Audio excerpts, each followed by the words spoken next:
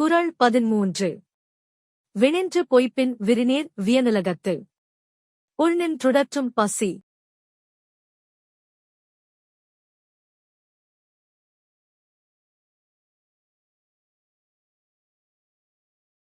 மழை பெய்யாமல் போய்படுமானால், கடல் சூழ்ந்த அகன்ற உலகமாக இருந்தும் பசி உள்ளே நிலைத்து நின்று உயிர்களை வருத்தும்.